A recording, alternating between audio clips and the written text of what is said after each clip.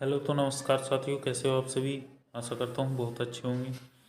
आपका हमारे channel A100 to Z education में बहुत बहुत स्वागत है। हमने आपको पिछली वीडियो में न्यूटन के नियम चल रहे थे और तृतीय नियम बता दिया था। क्रिया प्रतिक्रिया का नियम भी कहते हैं तृतीय नियम को। और इसमें तीन नियम थे। पहला नियम था जिससे बल की परिभाषा हमें मिलती थी, दूसरा नियम था जिससे बल का हमें सूत्र मिला, और तीसरा नियम के कुछ उदाहरण रह गए थे। चलिए तो इस वीडियो को ज़्यादा लंबी ना करते हुए स्टार्ट।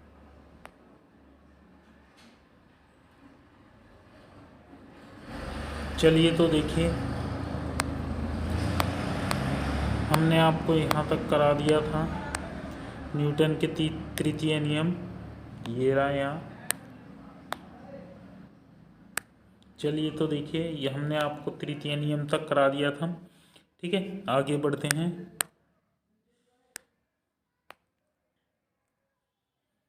देखो, बंदूक से गोली चलते समय पीछे की ओर झटका लगना, ये क्या होता है। जब बंदूक से गोली चलती है तो वास्तव में होता क्या है।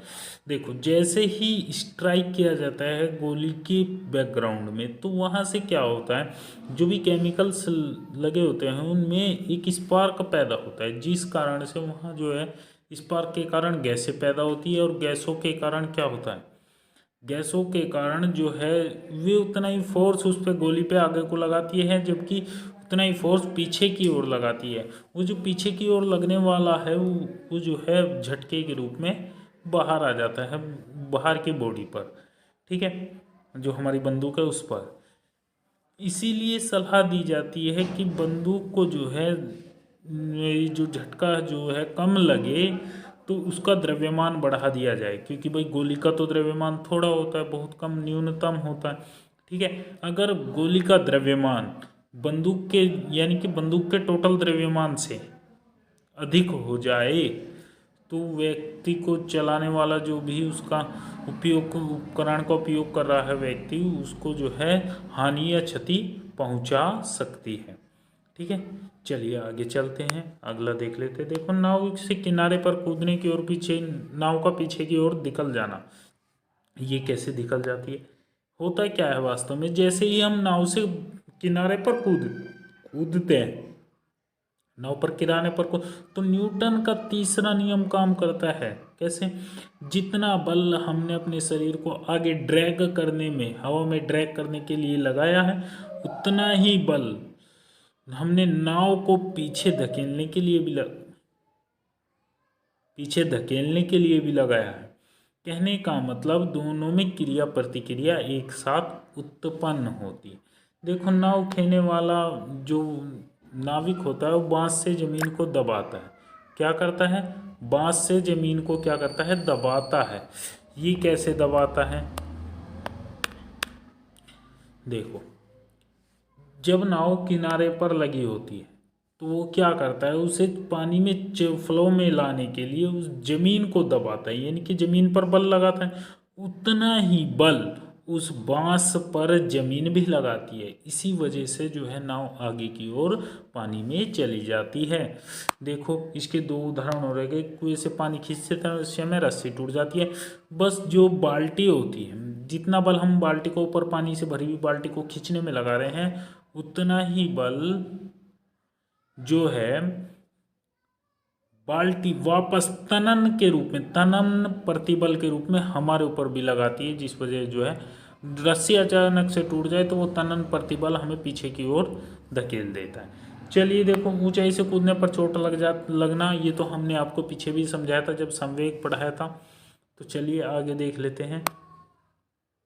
देखो, आगे आता है संवेग संरक्षण का नियम। संवेग संरक्षण का नियम क्या है, देखो, जब किसी एक से अधिक वस्तुओं या निकायों पर कोई बाह्य बल ना लगे, बाह्य बल ना लगे, तो उसका कुल संवेग क्या रहता है, नियत रहता है, कांस्टेंट रहता है, के रहता है। इसका मतलब क्या है, ये वह नहीं है, ये बाह्य है, बाह्य है।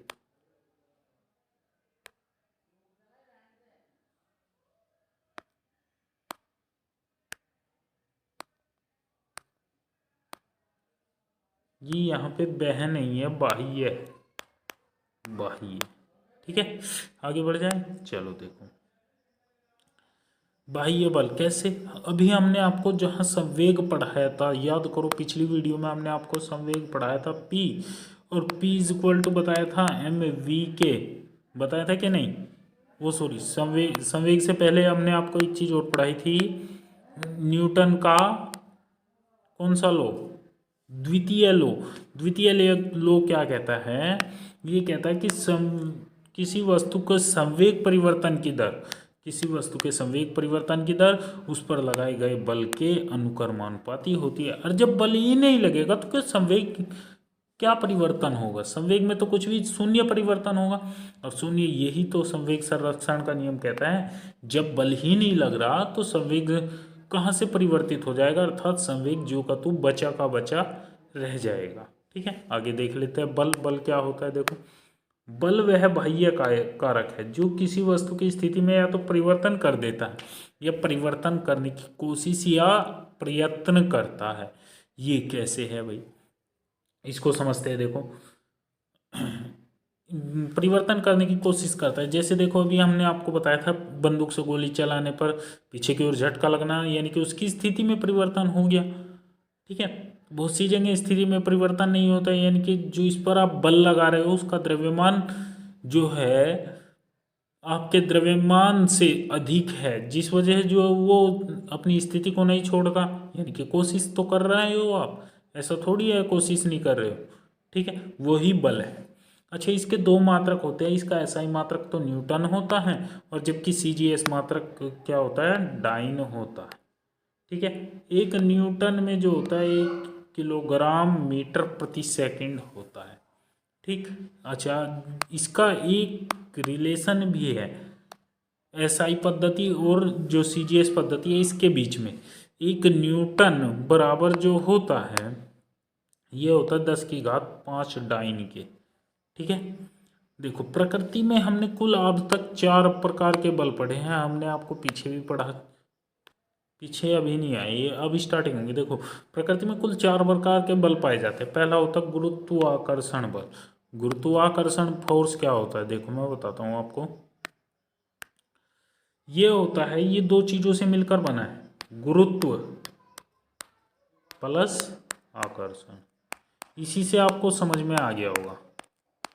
आकर्षण, देखो गुरुत्व तो मैंने आपको पीछे बता दिया, लेकिन आपको अट्रैक्शन नहीं बताया। अट्रैक्शन होता क्या है, आप इसको ऐसे समझ सकते हो, जैसे आपने कहीं कोई सुंदर लड़की देखी और आप उसके पीछे चल पड़े, यही अट्रैक्शन है। अट्रैक्शन फोर्स ऐसा ही होता है। अट्रैक्शन का मतलब होता है आकर्षित करना किसी भी चीज़ को, चाहे फिर वो मनुष्य, चाहे वस्तु हो, चाहे निर्जीव हो, चाहे सजीव हो, चाहे मेटल हो।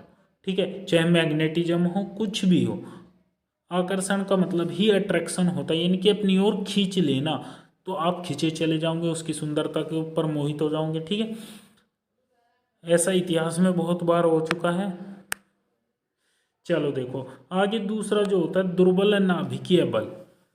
ये गुरुत्वाकर्षण बल हम आपको अगला जो पूरा चैप्टर आने वाला है इसके ऊपर डिटेल में चर्चा करने वाले हैं आगे आने वाली वीडियो में।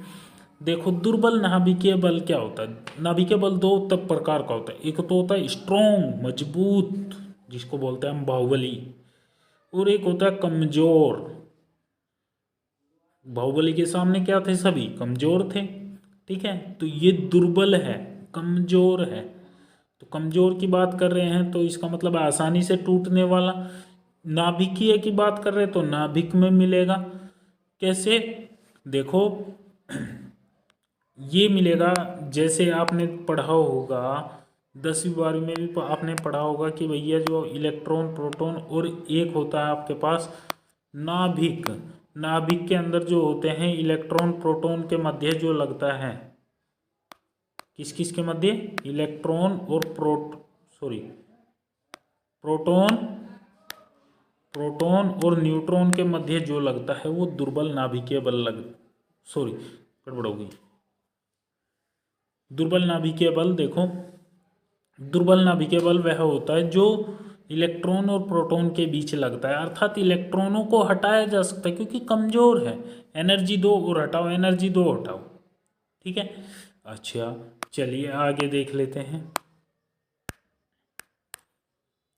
देखो मैंने अभी आपको दो तरीके बताए थे, एक तो होता है दुर्बल कमजोर, एक होता है प्रबल मजबूत।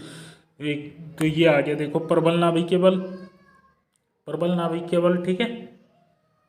ये कौन सा आ गया, प्रबल नाभिकीय बल। प्रबल का मतलब मजबूत, ये प्रोटॉन और न्यूट्रॉन के बीच लगेगा, ठीक है। एक आता है विद्युत चुंबकीय बल। विद्युत चुंबकीय बल जहाँ पर हम आपको इलेक्ट्रिसिटी पढ़ाएंगे वहाँ इसका जिक्र आएगा, काफ़ी चर्चा में रहेगा ये, ठीक है। इन सब बलों में एक संबंध भी होता है। देखो क्या संबंध होता है, चलिए उसकी जिक्र कर लेते हैं। हम ग्रेविटेशनल फोर्स से कंपेयर करते हुए ही चलेंगे। इनकी ग्रेविटेशनल फोर्स जो हमारा गुरुत्वाकर्षण बल था उससे देखेंगे कौन कितना बड़ा है कौन कितना छोटा है, ठीक है। आगे देखते हैं चलो।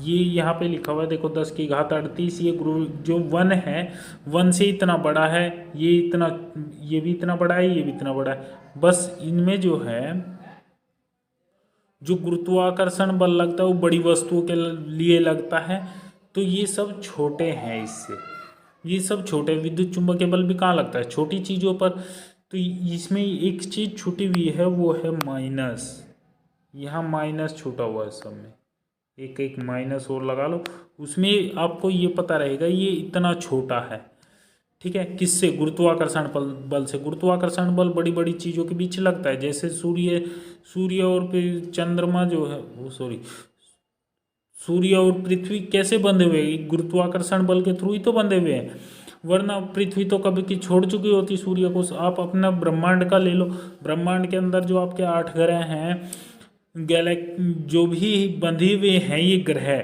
सूर्य से, ये सभी गुरुत्वाकर्षण बल के थ्रू ही तो बंधे हुए हैं। गैलेक्सी का उदाहरण ले लो, गैलेक्सी के अंदर जितने भी सभी जो है चांद तारे के, इसके चारों चक्कर और चक्कर लगा रहे हैं गैलेक्सी के सेंटर पॉइंट की ओर। क्यों, क्योंकि वे गुरुत्वाकर्षण बल की वजह से बंधे हुए हैं। तो यानी कि जो गुरुत्वाकर्षण बल होता है वो लंबी दूरियों के लिए लगता है, जिस वजह से गुरुत्वाकर्षण बल क्या होता है, बड़ा होता है और बाकी के छोटे होते हैं। ये फर्मी, इसका जो सबसे छोटा मात्रक होता है ये फर्मी में मापा जाता है, ये एम्पियर टर्न में मापा जाता है। चुंबकीय वाहक बल बोलते हैं जिसको, चुंबकीय बल वही होता है, ठीक है। और इसका मात्रक हम आपको जैसे ही ग्रेविटेशनल फोर्स आएगा ये बराबर, देखो मैं बता देता हूँ, जो ग्रेविटेशनल फोर्स होता है ये होता है F बराबर G(m1m2) अपॉन RE का स्क्वायर। RE यहाँ जो है रेडियस ऑफ अर्थ है, पृथ्वी की त्रिज्या, ठीक है। ये जो है ये आपका गुरुत्वाकर्षण नियतांक है जिसको हम ग्रेविटेशनल फोर्स बोलते हैं, और इसकी वैल्यू जो होती है 6.6 × 10⁻11, 6.67, या 7 छूट गया, ठीक है, इतना होता है। आगे चले, देखो इससे अगला जो टॉपिक आता है हमारे पास, ये आता है घर्षण। क्या आता है, घर्षण। घर्षण, घर्षण देखो नाम से ही पता चल रहा है, घर्षण, घस प्लस अण है घर्षण, भाई घस प्लस रण, इसको ऐसे याद कर सकते हो आप, घस प्लस रण। रण क्या होता है, रण, रणभूमि, यानी कि जहाँ युद्ध का क्षेत्र हो या कुछ भी हो। आप याद करने का तरीका बता रहा हूँ मैं, इसको याद कैसे रखोगे भाई। रण में क्या होता है, आदमी तो घस ही जाता है ना, घस के वहाँ रिटायर हो जाता, मर जाता। युद्ध के मैदान में क्या होता है, इतना ही तो होता है। तो समझ गए, रण के मैदान में घसकर खत्म हो जाना, यही होता है घर्षण। ये ओरिजिनल लाइफ में भी लागू होता है, और यही हमारी जो मशीनरी है जिसमें हम लुब्रिकेंट भरते हैं, ग्रीस भरते हैं, तेल भरते हैं, वहाँ भी लागू होता है, ठीक है। चलिए आगे देखते हैं इसके बारे में क्या कहता है घर्षण। घर्षण के बारे में, संपर्क में रखी हुई गतिशील वस्तु के माध्य एक का बल कार्य करता है। अच्छा भाई, स्थित वस्तु के मध्य क्या घर्षण बल कार्य नहीं करेगा, जी नहीं। एक बात बताओ आप मुझे, जो चीज़ चल रही है वही तो घसेगी। अब मान लिया एक आपने न्यू ब्रांडेड बाइक निकलवाई कंपनी से और उसको खरीद के खड़ा कर दिया आपने, उसे 25 साल 100 साल 150 साल खड़ा करे रखा, तो क्या वो घसेगी? उसके जो इंजन के अंदर के पार्टीशन है, जैसे पिस्टन हो गया, क्रैंक शाफ्ट होगी, कनेक्टिंग रोड होगी या ग्रेयर्स होगी, क्या वे घसेंगे? नहीं। तो स्थिति में तो कभी भी घर्षण बल लगेगा नहीं, गतिशील वस्तुओं के मध्य ही घर्षण बल कार्य करेगा। ठीक है, जो सदैव उसकी गति का विरोध करता है। भाई घर्षण बल कब लगेगा? घर से कोई चीज कब घसेगी? जब कोई उसे कह रहा होगा रुक। भाई अगर मैं किसी रस्से को पकड़ लूँ, एक तरफ आप हो एक तरफ मैं, वो रस्सा कब टूटेगा? जब एक तरफ भी उतना ही फोर्स लग रहा हो, दूसरी तरफ भी उतना ही फोर्स लग रहा हो। भाई बीच में तनाव, उसका तनन बल उससे ऊपर निकल गया हो, उसकी वैल्यू, इस वजह से जो है वो रस्सा टूट जाएगा, टूटेगा नहीं। तो इसी तरीके से घर्षण बल भी वस्तु को घसा घसा के खत्म कर देता है, तोड़ देता है। ठीक है, ये 4 प्रकार का होता है। 4 प्रकार कौन कौन से होते हैं? देखो, एक होता है स्थैतिक घर्षण बल। इसके बारे में अभी आप कहोगे जी आप तो कहते स्थिति के अनुसार कोई नहीं लगता, अभी हम इसके बारे में थोड़ा सा आपको बताएंगे। एक होता है गतिक घर्षण बल, एक होता है लोटनी घर्षण बल, एक होता है सर्पी घर्षण बल। अब देखो, स्थैतिक घर्षण बल होता है चलते हुए स्थिति में, यानी कि चलती हुई स्थिति में कोई घर्षण बल लग रहा, वो स्थैतिक, यानी कि स्थिति के कारण जो घर्षण बल लगता है वो स्थैतिक घर्षण बल होता है। कैसे? भाई मान लिया आप किसी ना लुढ़कने वाली वस्तु को, न लुढ़कने वाली वस्तु की बात की है मैंने, लुढ़कने वाली नहीं, न लुढ़कने वाली वस्तु की बात, यानी कि सॉलिड स्टेट है कोई, जो लुढ़का ही नहीं जा सकती आसानी से जमीन पर, उसको आप खींच रहे हो तो उसमें घर्षण बल की वैल्यू क्या होगी? ज़्यादा होगी। उसको बोलते हैं हम स्थैतिक घर्षण बल, यानी कि स्थिति पोजीशन के हिसाब से जो घर्षण बल कार्य करता है, फ्रिक्शन फोर्स कार्य करता है, उसको स्थैतिक घर्षण बल कहा जाता है। अच्छा, गतिक घर्षण बल क्या होता है? गतिक घर्षण बल वो होता है जो गति के कारण लग रहा है। अब आप कहोगे जी गति के कारण तो सारे ही लग रहे, अरे नहीं भाई, एक तो वो था जिसको आप खिसका नहीं सकते, उसमें फ्रिक्शन की वैल्यू बहुत ज़्यादा थी, स्थिति पोजीशन के हिसाब से लग रहा था। अब ये मूवमेंट के हिसाब से लगेगा, मूवमेंट यानी कि गति के हिसाब से लगेगा। ठीक है, एक होता है सर्पी और एक होता है लोटनी। देखो, सर्पी का मतलब क्या होता है? सर्पी और लोटनी दोनों में सिमिलरिटी है, इनके लगभग एक जैसी ही है, बहुत कम अंतर होता है। लोटनी, देखो लोटनी का मतलब होता है लुढ़काना, किसी चीज को लुढ़काने के कारण जो घर्षण बल होगा वही सर्पी और लोटनी घर्षण बल कहलाता है। ठीक है, ये दोनों अलग अलग क्यों है? क्योंकि सीमांत घर्षण इनको अलग अलग कर देता है दोनों को, वरना लगभग सेम ही है, सीमांत घर्षण इनको अलग अलग कर देता है। देखो घर्षण बल के गुण क्या क्या होते हैं, इसको देख लेते हैं। देखो घर्षण बल के गुण, घर्षण बल सतह की प्रकृति पर निर्भर करता है, क्षेत्रफल पर नहीं। सतह की प्रकृति पर कैसे? भाई अगर जिस पर आप किसी वस्तु को खींच रहे हो उसकी सतह भी रफ है, स्मूथ नहीं है, रफ है, खुरदरी है, और जिसको आप खींच रहे हो वो भी खुरदरी है, तो घर्षण बल की जो फ्रिक्शन की वैल्यू होगी वो क्या होगी? बहुत ज़्यादा होगी, अधिक होगी, जिस वजह से आप उसको खींच नहीं पाओगे। कैसे? क्या उदाहरण में क्या होगा इसका? देखो उदाहरण में इसका ये होगा, जैसे आपने कोई आयताकार बॉक्स ले लिया लोहे का बना हुआ, और उसको आपने जो है खड़ंचा जो होता है, ईंटियों का जो खड़ंचा होता है उस पर रख लिया और आप उसको खींच रहे हो आप, आपसे वो खींच नहीं रहा। ठीक है, वहाँ क्योंकि वो इसलिए नहीं खींच रहा, उसमें घर्षण बल की वैल्यू बहुत अधिक हो गई, आपके फोर्स लगाने की वैल्यू से कहीं अधिक उसके घर्षण बल की वैल्यू हो गई, जिस वजह आप उसको खींच नहीं पा रहे हो। ठीक है, अब क्षेत्रफल पर तो ये डिपेंड ही नहीं करता, अभी पता लगेगा आपको कैसे, जब हम द्रव वाला बताएंगे। चलिए द्रव वाला कह रहे हैं, लोटनी घर्षण जब आपको बताएंगे। देखो जो ये इसका घर्षण बल का घटता क्रम है, घटता क्रम मतलब कैसे? यानी कि सबसे ज़्यादा घर्षण बल किस में लगता है? सॉलिड्स में लगता है, ठोस में लगता है। दूसरे नंबर पर लगता है द्रव में, द्रव मतलब लिक्विड्स में, जैसे पानी हो गया। तीसरे नंबर पर और सबसे कम जो लगता है वो लगता है गैस में घर्षण बल, कम, बहुत कम लगता है। ठीक है, आगे बढ़ जाएं, चलिए आगे देख लेते हैं। घर्षण बल को कम करने के लिए हम मशीनों में क्या क्या प्रयोग में लाते हैं। देखो, पहला हम लाते स्नेहक। स्नेहक क्या होते हैं जी? लुब्रिकेंट, यानी कि जो मशीन के पार्टीशन है वे घिस ना जाए, उसमें जो हम करते ग्रीस, मोबिल ऑयल इत्यादि का हम प्रयोग करते हैं। अब बहुत जगह हमने बॉल बेयरिंग भी देखा, बेयरिंग, बियरिंग बोलते हैं जिसको, बियरिंग। ये दो तरीके के होते हैं, एक बॉल बेयरिंग होता है, एक रोलर बेयरिंग होता है। बॉल बियरिंग जो होता है वो कम लोड उठा सकता है, किसकी अपेक्षा? रोलर बेयरिंग की। तो कहने का मतलब सीधा सीधा सा है, जो बड़ी बड़ी मशीनें हैं, हैवी मशीनें, ट्रक्स वगैरह के जो टायर्स हैं उनके बीच में कौन सा बेयरिंग इस्तेमाल होता है? रोलर बेयरिंग इस्तेमाल होता है। ठीक है, आगे चलते हैं, इस्तेमाल किए जाते हैं। चलिए, इस वीडियो को ज़्यादा लंबा ना खींचते हुए यहीं तक रखते हैं, मिलते हैं नेक्स्ट वीडियो में। तब तक के लिए जय हिंद। और अगर